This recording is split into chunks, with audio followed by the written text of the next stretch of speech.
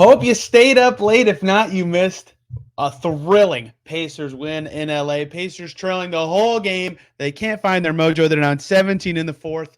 And then Andrew Nembhard, the hero from the heavens, buries a three from the parking lot over LeBron James at the buzzer. Pacers win. We'll break down the whole game and where the Pacers have missed Andrew Nembhard in his absence. That's now over all on today's Locked On Pacers podcast. You are Locked On Pacers, your daily Indiana Pacers podcast.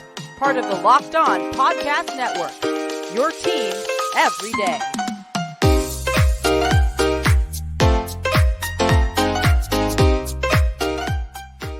Welcome in to another edition of the Locked On Pacers podcast, where we, of course, talk about the Indiana Pacers. As always, my name's Tony East. I cover the team for Forbes and SI, and oh boy, do we have a fun one to get to today. And I did not think it was going to be going this direction. Pacers win in LA, 116-115. Please ignore the final score. That does nothing to tell you the story of what just happened a couple minutes ago in Crypto.com Arena, where the Pacers stunk it up for 3 and a 2-minute stretch of the fourth quarters of this game. They were trailing the whole time. They never found that Pacers mojo that's guided them on so many comebacks. And then for the final 9.5 minutes, they just turned it around. They do what the Pacers do. They erase a 17-point deficit, capped off by the shot of the season for the Pacers, Andrew Nembhard at the buzzer over LeBron James in his first game back from injury. So much to get to today. And a lot of it was going to be focused on Andrew Nembhard anyway. So I wanted to talk about what the Pacers were missing with him in his absence. So lo and behold, he comes up huge with the biggest shot of his career. And we just got to dive right into this game. And this is hilarious because I write my notes like most people during the game, stuff I want to bring up when talking about it, stuff I want to write about, all sorts of stuff. And the Pacers looked miserable. They were down 17, like I said, in the fourth quarter of this game. It was 101-84 with 9:30 to go. So some of my notes that I wanted to address in my segment I had titled Pacers-Lakers in all caps says, Pacers are not figuring things out fast enough in time. Lost in the first quarter, lost the second quarter, lost the third quarter. Not enough in the early portions of this game, even with the great close. Getting smoked on the glass. Those are the high-level stuff I wanted to start with because they did do all that stuff. And then my next one says, holy, swear word, scrap all that. We got a lot of different story to talk about because this was a magnificent fourth quarter comeback from the Pacers. Let's talk about 32-22 fourth quarter from this Pacers team. They couldn't make it 3 all night, and then they made 6 in the final frame. They barely turned it over. They held the Lakers to 8 for 22 shooting. It was a brilliant, brilliant frame starting at that 9:30 mark, right? Wenyen Gabriel dunked it at the 9:59 mark. Pacers didn't score. They bring in Jalen Smith for James Johnson, who was in there for some energy. And then all of a sudden, they just start to figure it out, right? Aaron Nesmith hits a big three. And Matherin scores at the rim twice in a row. Then Nesmith scores another 3. And right then, it's all of a sudden a 7-point game. And I start to remember something that I've heard a lot from Tyrese Haliburton this season. This team has made all these comebacks, right? They adjust at halftime, and they come out in the second half, and they've got a slightly altered plan of attack, and they slowly chip at it and win. This was not like that, where they slowly chip at it and have all these amazing moments. They just all flooded it at once. So it didn't feel the same, but Tyrese Haliburton has said all season, and I've kind of asked some questions to guys, including him, about, hey, what is the thing that you guys do so well to make these comebacks? They keep doing it, right? There has to be something they're doing. Is it a halftime adjustments thing? Is it something innate about this group of people? Is it their connectivity? That's their superpower, as Rick Carlisle says. And something Tyrese Haliburton keeps bringing up is like the way the NBA is now and the way the Pacers play, which is so fast-paced with all these shots, with all these threes, right? They took almost 50 in this game. A 15-point lead is not that crazy. Like if you play perfectly like the Pacers did for that stretch I just described, where you get 2 Nesmith threes and 2 Matherin layups, you go from down 17 to down 7 in less than 2 minutes, right? Like that is the stuff the Pacers can do with the team they've constructed where, this is what they wanted in the offseason. They wanted athleticism, they wanted shooting, and those plays happened right there. So they're down 7 all of a sudden, and that's the stuff Haliburton likes to say. It's crazy that they continue to do this, and yet all the struggles they've had all game. They've had to double Anthony Davis. He still was punking them. They were losing on the glass. LeBron was in the game. Russ was playing pretty well for the Lakers, right? All their stars were doing the things that made me think, even with this, the Lakers were going to win. And the Pacers had gone on runs in this game many times, right? They were down 10 in the third quarter. They pushed it back down to 3. Then it went up to double digits. They got it back down to single digits, right? It was kind of that kind of form. So when they got it down to 7, I thought, oh, the Lakers will respond. And they did for a second. They got it up to 11, but the Pacers kept chipping at it. And all of a sudden, you look up, and with about 3 minutes to go, 3:30 to go, really, the Pacers were down 8. And that's enough to come back. But still, with the way the Lakers were playing and Davis was playing, it didn't feel like it could be there. 9-point game at the 3-minute mark. And then it happens again, right? Where the Pacers have this just rush of crazy buckets, right? 110-101, Lakers lead with 3 minutes to go. Miles Turner hits a 3, Buddy Hield hits 2 free throws, Andrew Nembhard hits a 3, and Buddy Hield hits a finger roll layup. And all of a sudden they're down 1. And that took, 90 seconds for them to do this, because the way this team plays, they attack you like crazy, they drive like hell, and they have the shooters who finally made some threes in the fourth quarter. Another part of this game story to me was going to be, you'll never beat the Lakers if they outshoot you percentage-wise from deep, right? They are not a good shooting team. And actually, the Pacers did get outshot percentage-wise from deep, but they figured enough out to get it done. But either way, they were still losing after all that, but they found a second run. So now they're on 112-111. And I still have so much exciting game to talk about. There's 124 to go. The Lakers still have the ball. They're ahead. You never know what's going to happen, right? A bunch of misses happen, and then the craziest possession of the game happens before the buzzer, right? The Pacers get a stop. They're down 1. Haliburton pushes up in transition, and Andrew Nembhard makes a great play on a cut and fakes and gets to the rim. It's 112-111, reminder. And he barely misses this 2-foot reverse layup, right? It was right at the rim. I don't know how it didn't go in. But don't worry, Buddy Hield's right there. He's going to tip it up and right back. Oh, it just falls off the rim. It doesn't make sense, but it falls off. But then it falls to Benedict Matherin, and it still doesn't go in. They had 3 absolute bunnies at the rim when those didn't go in. I thought it was over the ball when it was carrying out of bounds off that Matherin miss. It still looked over. There was a foul called. Anthony Davis heads to the free throw line. I thought that was it. The Pacers had their chance. They blew it. That's so deflating. To have 3 layups to take the lead with under a minute to go after coming back from 17 down, and they didn't get it. They did not get the buckets they needed at the rim. 80 only made 1 of 2. So that sort of changed the game. There's 43.6 seconds to go. I can't believe I'm still talking about this fourth quarter for 7 straight minutes of this podcast, but that's what this game merited. That's what the Pacers' comeback was. Haliburton, who was brilliant in this game, he will get a lot of praise in the second segment here today. The Lakers just decided that they were going to trap him, but then sometimes trap him, but not do a good job of recovering if he got through the trap, and he kept getting layups. He drove right to the rim. It only took him 4 seconds on the inbounds play, and it was tied at 113. So the Pacers complete the comeback at that point. But they still got to get a stop, and they go back on defense. They switch a pick and roll involving LeBron. It ends up with LeBron being guarded by Buddy Hield. Buddy did an okay job for us, a kind of tough, little 10-foot baseline fadeaway. The NBA says it was actually a 4-foot shot. It was not a 4-foot shot. LeBron made it. He's very good. And the Lakers lead with 21 seconds to go. So then it also felt over to me. Again, right?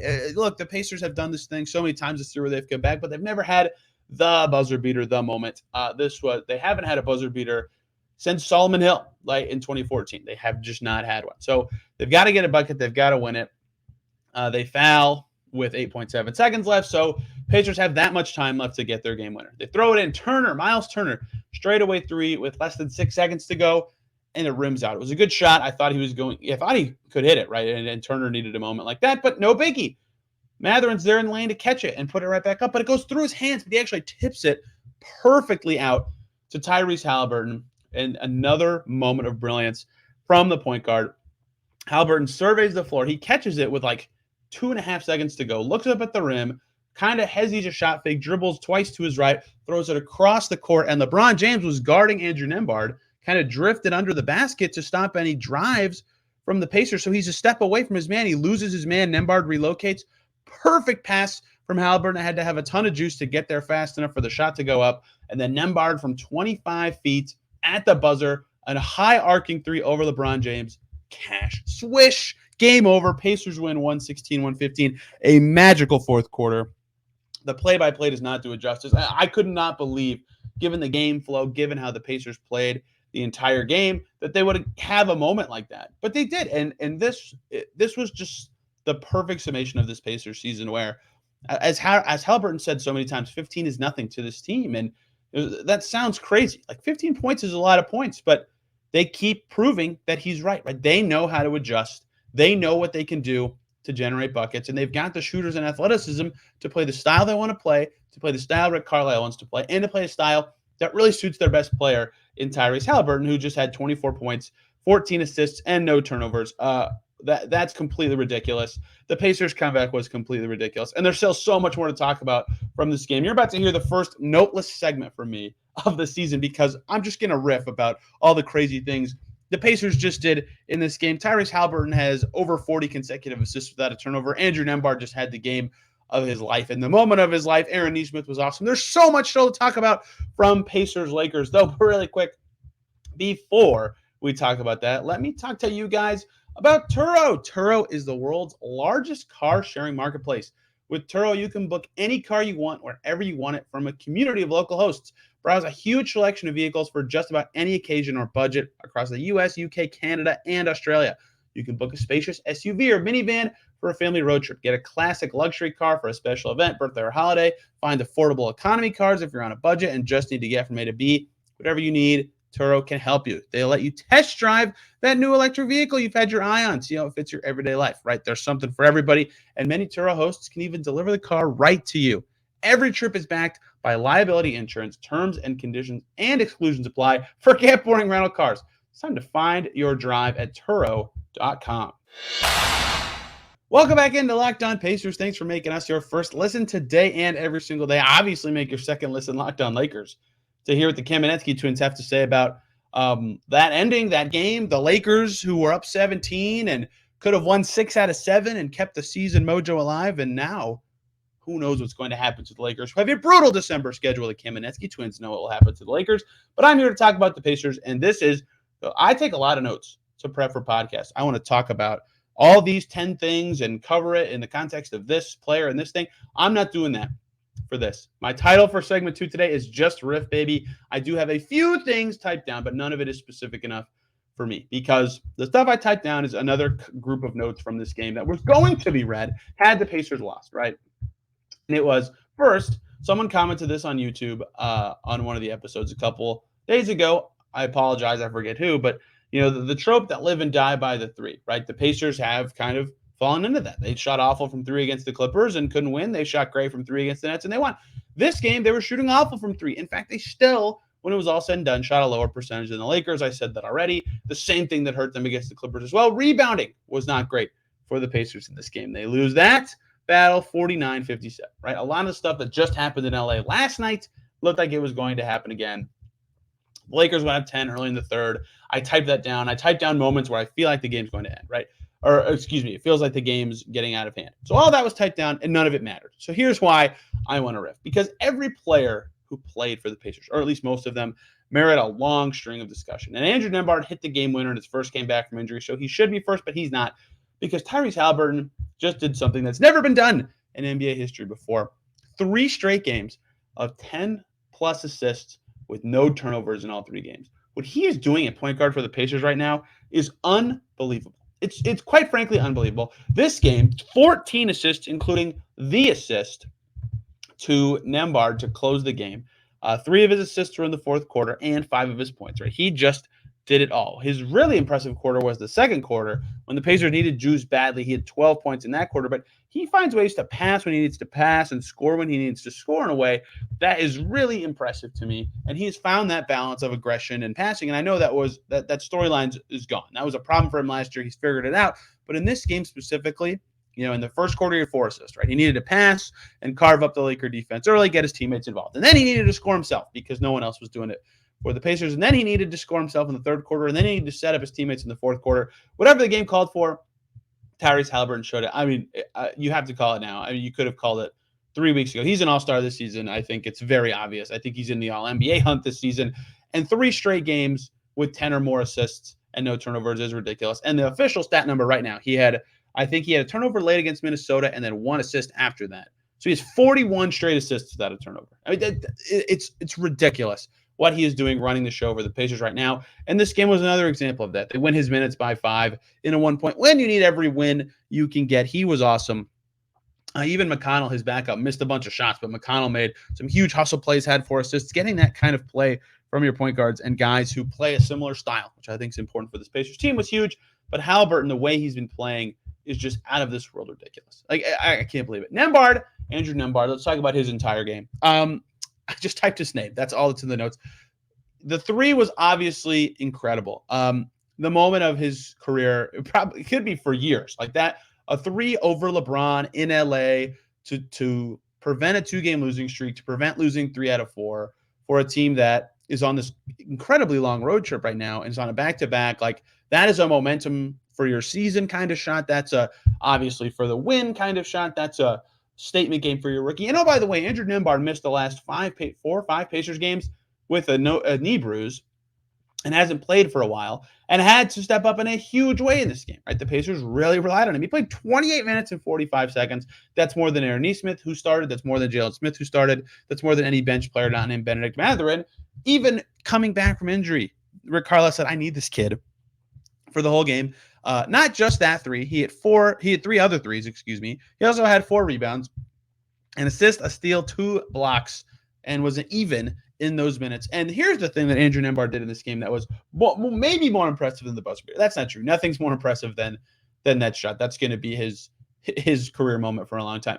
He defended LeBron a lot in this game and did a pretty good job. That's why I think Carlisle turned to him so much, right? Nesmith was occasionally doing it. And in fact, most of the time he was doing it with the starters. Nesmith had a fine game. We'll talk about him in a second.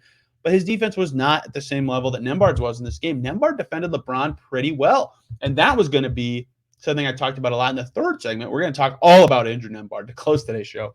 He was defending LeBron very well. His defense, right, Tyrese Haliburton said, I think it was Haliburton, he might be our best perimeter defender. And I think Duarte and him are neck and neck, but he certainly looked like the team's best perimeter defender in this game, doing a great job on LeBron, being that connective piece on offense, guarding other guys pretty well as well. I wish that the NBA got their defensive stats up quicker after games, but obviously that tracking stuff takes forever. Either way, that he's had a lot of great games in his career. You know, he was probably better against the Heat and San Antonio, for example. But in terms of moments, defending one of the best players of all time, hitting a 3 over him at the buzzer, and being huge off the bench in a key Pacers win, this is the moment of his career so far. It was so impressive to see Andrew Nembhard do that kind of stuff.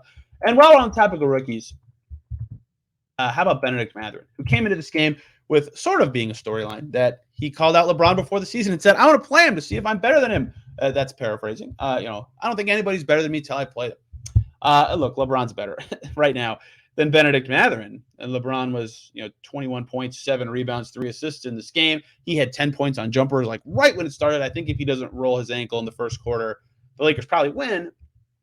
But Matherin was awesome. Matherin was not shy in the moment. 23 points, 8 rebounds. Those were huge. He had 3 threes, and he was a huge juice for the Pacers in the second half of this game, where he had 13 of his points and made 6 shots. That was a team high. The Pacers needed Matherin to step up. Big moment for him, right? It's not that he's ever shy of confidence. I don't think his comments were even on his mind entering this game. But to play like that in your first game against LeBron James, like same for Nembhard, is so impressive, and Matherin continues to do this. That's his 4th 20-plus point game in his last 5 games. So the dud in LA against the Clippers, if he washes that away, I mean, he's just been playing so well recently. He did it again in this game, and he didn't need the free throws like he has a lot of the other times. In fact, Benedict Matherin had 23 points without even attempting a single free throw in this game. Very unlike his style to not get to the line at all. Doesn't matter. He still found a way to score. He still hit his threes. So impressive against the Lakers team, and so impressive against a guy that he said, I think I'm better than anybody, right? So he was awesome. Third highest point total in this game behind Russ and AD. What names to be a part of, and Haliburton, excuse me. So incredible game from Matherin. They needed him in the second half, and he was there. Miles Turner gets a shout here on the glass. He had a double-double by the third quarter in this game. But it was rebounding. He finished with 13, I believe. Yes, 13, 3 offensive boards. He also had 4 assists and 3 blocks. 15, 13, 4, and 3 for Miles Turner, plus 3. And he also hit 6 of 10 inside the arc against a team that he's been in trade rumors with. A nice performance from Miles Turner. He guarded Anthony Davis for much of this game. Anthony Davis did very well in this game. He had 25, 13, and 6, but Miles Turner prevented that from being 30, 15, and 8. So credit to Miles. He played very well and got some key rebounds for the Pacers, who needed it after getting punked on the glass one night earlier, although he did get that margin closer with his rebounding in this game. Last guy to shout out, Aaron Nesmith. I mentioned I would in the first segment, and the Pacers got it again, right? I mentioned this on a podcast last week. This team and a lot of their wins, their best players all do about what they expect to or better, right? Buddy Hield had 15. Turner had a double-double. Haliburton was amazing. Matherin did the scoring. They just needed one role player to exceed their expectations or all of them to meet them, and they will win. And Andrew Nembhard, you could say, is that role player in this game. In fact, it would be very easy to argue that. Aaron Nesmith deserves a ton of praise for the way he played in this game. 16 points, 4 rebounds, 4 3-pointers, led the team in outside shooting in this game, and was more settled. He took him off. He took him on catch-and-shoot situations. He wasn't forcing the drives as much as he was against LA. He was really good. They needed him to be really good, and was a big part of their win. So a lot of guys stepped up for the Pacers. I've never riffed like that before. I hope that was at least somewhat entertaining because so many guys were good. So many guys merited discussion. And when you win a game like that, you can't just focus on one thing, one play, one player, although the Andrew Nembhard shot probably merits that kind of thing. But speaking of Andrew Nembhard, I am going to focus by talking about one player, not its performance in this game, though. I was going to do this segment anyway, right? I was going to do the what have the Pacers missed without Andrew Nembhard segment because he's been a key player for this Pacers team this season. He showed very much why in this game against the Lakers. But now I really want to do this segment because I got the numbers and he just showed exactly what he can be playing. Let's close this show by talking about Andrew Nembhard and his impressive season. This episode is brought to you by LinkedIn Jobs. These days, every potential new hire can feel like a high-stakes wager for your small business. You want to be 100% certain you have access to the best qualified candidates available. That's why you got to check out LinkedIn Jobs. LinkedIn Jobs helps find the right people for your team faster and for free. You can just get on there, click a few things, post your job. You add the purple hiring frame to your LinkedIn profile that spreads the word that your company's hiring. And they have simple tools like their screening questions that make it easy to focus on candidates with just the right skills and experience so you can quickly prioritize who you'd like to interview and hire. It's why small businesses rate LinkedIn Jobs #1 in delivering quality hires versus leading competitors. LinkedIn Jobs helps you find the quality candidates you want to talk to faster. Post your job for free at linkedin.com/LockedOnNBA. That's linkedin.com/LockedOnNBA to post your job for free. Terms and conditions apply. Thank you, as always, for making Locked On Pacers your first listen today and every single day. Check out Locked On Sports Today for your second listen for the games that matter most to the biggest stories in sports. Go beyond the scoreboard, behind the scenes with local experts and insights only Locked On can provide. Locked On Sports Today. Let's talk about Andrew Nembhard, and this is perfect timing segment. I was going to talk about him anyway. You can go back to yesterday's podcast for the proof where I said after the Clippers game, I'm going to talk about Andrew Nembhard tomorrow and where the Pacers have been missing him. He returned tonight, and this was going to be a segment about what was missed with Andrew Nembhard, right? In this game, he returned. I thought maybe he'd start. Carlisle turned to Nesmith. It would not surprise me if Nembhard starts on Wednesday again when the Pacers take on the Kings. I think the rotation's better there with Nesmith with the second unit. We'll see how Carlisle feels about that. It doesn't matter if Nembhard ends up playing more and still being good. Either way, sometimes when players are absent for a while, you can actually figure out where they're missed more than when they're playing, if that makes any sense. You can see where the team struggles in a way they didn't before, where the rotation imbalance ends up being. And so you can kind of see some of that stuff with Nembhard starting to form in the last couple games that he missed. And then he played that game, 12 points, 4 threes, guards LeBron, right? Unbelievably good performance. One of his best games of the season, far and away his most memorable. I've already talked about it a million times on this show. You get the idea. But this time it was different. It doesn't require me explaining to you what was missed with him out to see his value, right? He's a really, really good perimeter defender. He can defend wings despite being a point guard. And he's got that chameleon-like ability to fit in any lineup. So they can stick him out there no matter who the other two guards are, who's in the front court, and use him in a productive way. And he showed that in this game. He showed what he can be so good at. And he was a huge part of the Pacers win. He was in their closing lineup. Andrew Nembhard, a rookie, the 31st overall pick, was in the Pacers' closing lineup against Russ, AD, and LeBron James. That already speaks volumes. But what were they missing without him? Right? I think this just does just as good of a job telling the story of what makes Andrew Nembhard so good. Right? His on-offs are still impressive. Right? Team, positive net rating with him on the floor. Their offense is better with him out there and with him off.